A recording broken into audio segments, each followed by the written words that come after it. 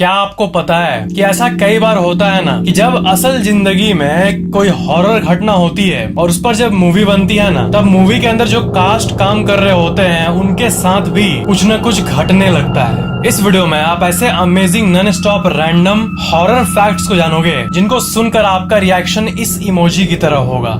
Fact number 17, आपको पता ही होगा कि पहले के टाइम ना गुलेटिन का इस्तेमाल किया जाता था, मतलब हेड को काट कर पनिशमेंट, मतलब वही सर धड़ से अलग असली का। जब किसी इंसान का सर कट जाता है तब कुछ सेकंड्स के लिए सर कटने के बाद भी वो कॉन्शियस होता है और देख पाता है। यूजुअली रिसर्च ये कहती है कि अराउंड 20 सेकेंड्स है ये टाइम, मतलब सर कटने के भले उसका शरीर अलग हो गया हो बट वो देख पाता है और समझ पाता है कि क्या चल रहा है। मतलब जिनका सर कट जाता होगा वो सोच पा रहे हो आप, ऐसा फील करते हैं 20 सेकंड्स के लिए। फैक्ट नंबर 16, आपको पता है कि डेली कितने लोग मरते हैं? अगर हम लोग स्टैट्स को देखें ना तो हर रोज दुनिया में कहीं ना कहीं 1.5 लाख लोग मरते हैं, 150K, मतलब हर एक सेकंड कोई ना कोई मर रहा है। अगर हम लोग इसे डीपली देखें तो मतलब अभी कोई मरा, अभी कोई मरा, अभी कोई मरा, गजब बात है। मतलब धरती पर कहीं ना कहीं हर सेकंड कोई ना कोई मर रहा है। और इसके ऑपोजिट डेली हर एक सेकंड में कई लोग, एक नहीं कई लोग जन्म भी ले रहे हैं। फैक्ट नंबर 15, क्या आपको पता है कि जब कोई इंसान मरता है तब उसका जो कान होता है ना, ईयर, वही लास्ट चीज होता है जो कि काम करना बंद करता है। मतलब कोई मरा तो उसका धड़कन बंद हो जाता है, ठीक है, दिल, फिर उसके बॉडी का ब्लड सर्कुलेशन रुक जाता है, एक्टिव ब्लड सर्कुलेशन रुक जाता है, और एट लास्ट मतलब शरीर का सारा प्रोसेस बंद होने के बाद जो हियरिंग है वो लास्ट में जाता है, मतलब एंड मोमेंट तक वो सुन पाता है आपकी बातें। मतलब कोई मर गया तब भी वो सुन पा रहा है। और कॉन्शियसनेस की बात करें तो वो सुन पाता है अपने ईयर से, क्योंकि ear is the last to live after death, और वो कॉन्शियस भी होता है, मतलब मरने के बाद भी वो फील कर पाता है कुछ चीजों को कुछ सेकंड्स के लिए। फैक्ट नंबर 14, 1982 में एक हॉरर मूवी आई थी, इसका नाम है पोल्टरगेस्ट। और ये जो मूवी है इसमें क्या है कि इसके जो कास्ट है वो बहुत ही अनएक्सपेक्टेड डेथ से मरने लगे, और उसी के चलते लोगों का ये मानना है कि ये फिल्म कर्स्ड हो गया, मतलब श्रापित। इसमें एक 12 साल की लड़की भी काम की थी और यहाँ तक उसकी भी मृत्यु हो गई। मतलब इसके कास्ट के बहुत सारे लोगों का डेथ हो गया एक अजीब तरीके से, जो कि एक बहुत ही अजीब बात है। फैक्ट नंबर 13, आपको पता है ब्रेन स्ट्रोक के बारे में? बहुत लोगों का जब ब्रेन स्ट्रोक होता है तब उनको ना डिजीज होता है एक, बहुत लोगों को ब्रेन का एक ऐसा डिजीज जिसका नाम है प्रोसोपैग्नोसिया। और इसमें ये होता है ना कि आप पहले इस इमेज को देखो, आपको वियर्ड लग रहा होगा है ना, इसमें इंसान का चेहरा नहीं दिख रहा है। तो जिसको ये बीमारी होती है ना वो भी ऐसी होता है कि वो इंसान को रिकॉग्नाइज नहीं कर पाता है।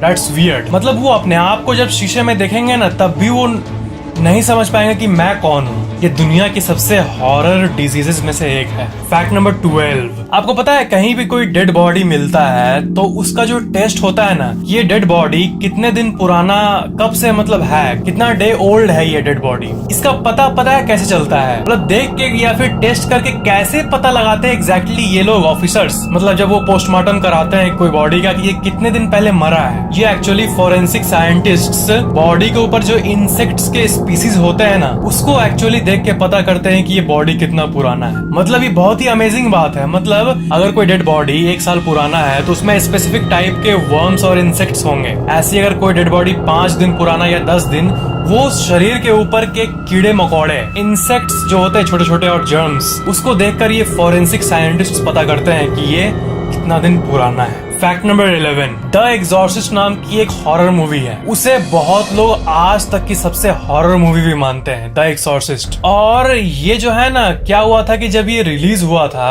तब इसका जो ट्रेलर है ना, वो हॉल में आप मूवी देखने के लिए बैठे हो और आपको किसी और मूवी का ट्रेलर दिखाया जा रहा है क्योंकि आप मूवी इंथुसियास्ट हो। तो जब भी लोग इसका जो ट्रेलर है वो उसको देखते थे हॉल में, उस टाइम जब ये रिलीज हुआ था तब लोगों को हेडेक होने लगता था, उन्हें चक्कर आने लगता था और उन्हें आवाजें सुनाई देने लगती थी, जो कि बहुत ही अजीब बात है। और आप बिलीव नहीं करोगे, इसके चलते इसे ऑफिशियली बैन भी कर दिया गया। मतलब कोई एक टेक्निकल कारण होता है फिल्म को या ट्रेलर को बैन करने का, वो नहीं, जस्ट लोगों के रिपोर्ट्स की मुझे क्या क्या सुनाई दे रहा है, मुझे पैरानॉर्मल फील हो रहा है, इसी के बेसिस पे इसे ऑफिशियली बैन कर दिया गया। फैक्ट नंबर 10, क्रिस बेनर्ट की वाइफ आपको पता है जो विकिपीडिया वेबसाइट है वो क्या है ना कि वो मिनट बाय मिनट अपडेट होती है। जैसे मान लो कि आज अचानक से किसी की मृत्यु हो गई, पहले उसमें लिखा रहेगा he is a famous actor या एक्ट्रेस। पर कोई मरता है और मरने की खबर आती है तब 10 मिनट के अंदर ही तुरंत उसमें अपडेट कर दिया जाता है कि ही वॉज अ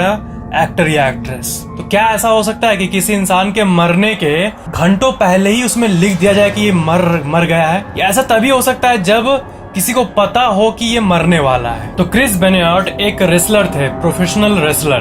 तो क्या है कि इनके वाइफ की डेथ की जब खबर आई उसके 14 घंटे पहले ही किसी ने मजाक किया था विकिपीडिया में कि इसकी डेथ हो गई थी और वॉज लगा दिया था विकिपीडिया में। और ये जो खबर थी ये बहुत तेज तरीके से वायरल हो गई थी कि आखिर किसको पता चल गया 14 घंटे कोई मरने वाला है, उसके 14 घंटे पहले ही विकिपीडिया पर ये अपडेट कर देना कि ये मर गया है।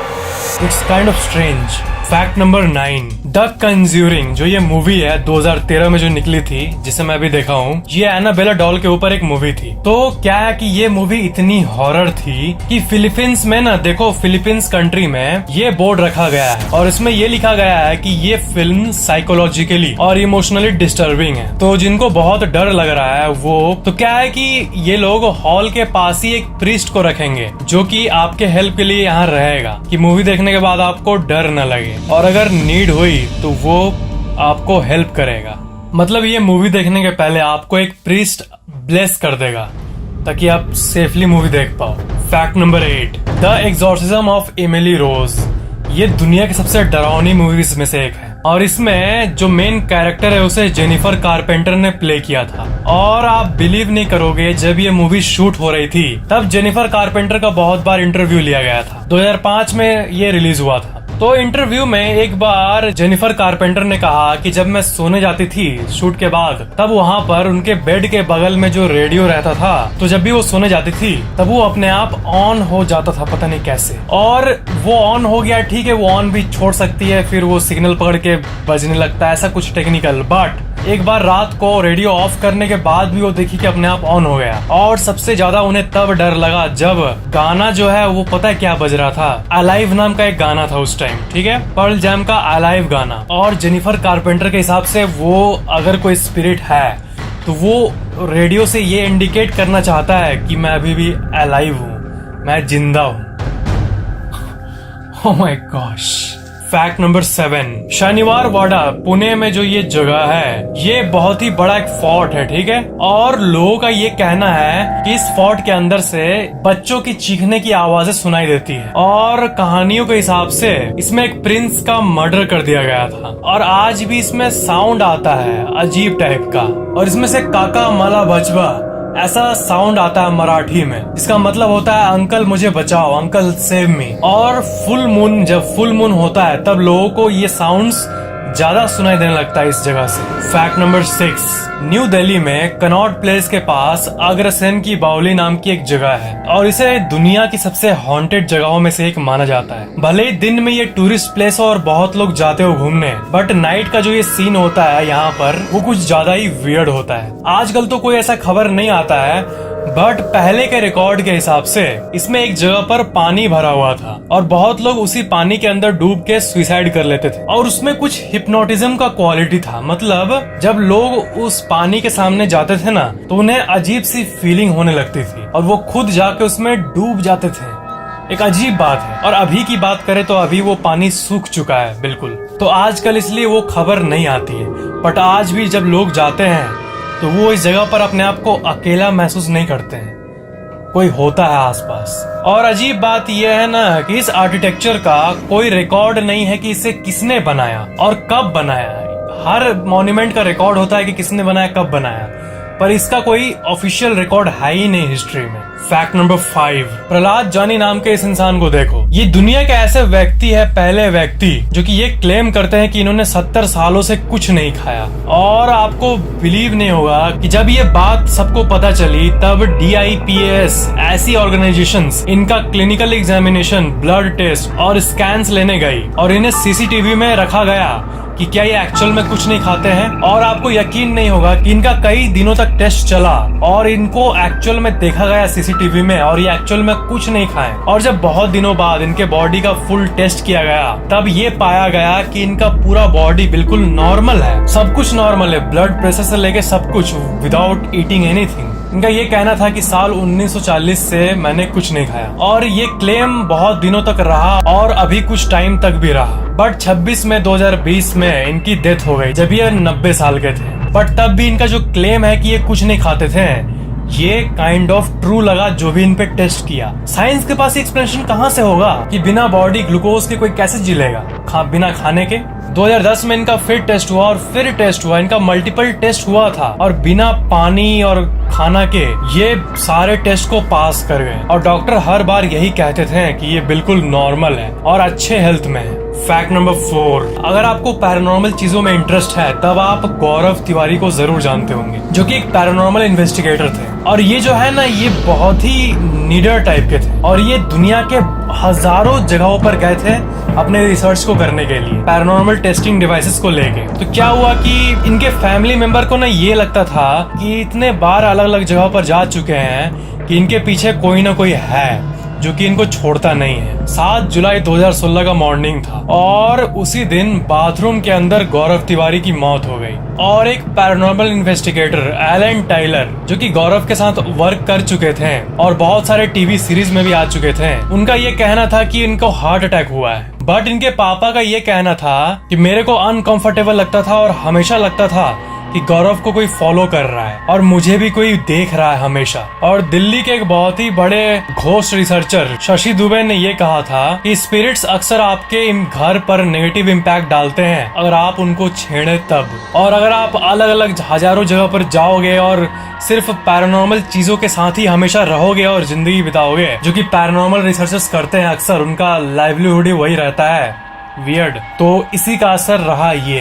बट गौरव तिवारी का जो डेथ है वो आज तक एक मिस्ट्री बनी हुई है। और जो पैरानॉर्मल सोसाइटी है इंडिया में, उसमें डेली लोग हजारों मेल करते हैं कि मेरे घर में मुझे ये फील हो रहा है, मेरे घर में मुझे ये फील हो रहा है। मतलब जो पैरानॉर्मल इन्वेस्टिगेशन जो कंपनीज होती है, उसमें डेली इंडिया से ही 500 से ज्यादा कॉल आता है कि मेरे घर में आके जांच करके जाओ। और हम लोग सोसाइटी की बात कर ही रहे हैं, तो पैरानॉर्मल सोसाइटी ऑफ इंडिया एक बहुत ही बड़ी सोसाइटी है, और इसे गौरव तिवारी ने ही फाउंड किया था। फैक्ट नंबर 3, दुनिया भर में लोग एक साउंड को सुनते हैं जिसे कहते हैं द हम साउंड। ये इतना वाइड स्प्रेड रिपोर्ट किया गया है कि इसका एक ऑफिशियल विकिपीडिया पेज भी है, आप देख सकते हो, द हम। और ये कहा जाता है कि ये जो हम है,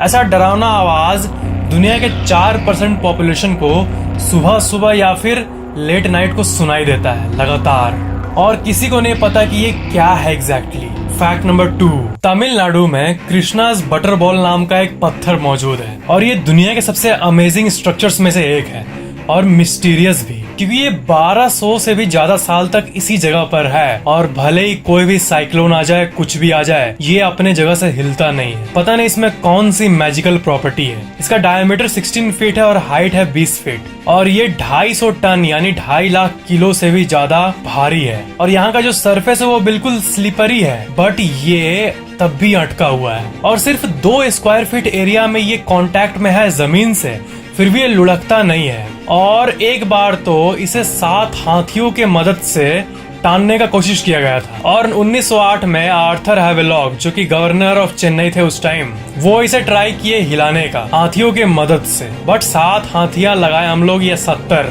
वो अपने जगह से हिला नहीं। ये रियली में नेचर का वंडर है या फिर कोई मिस्टीरियस पावर है, ये कोई नहीं जानता।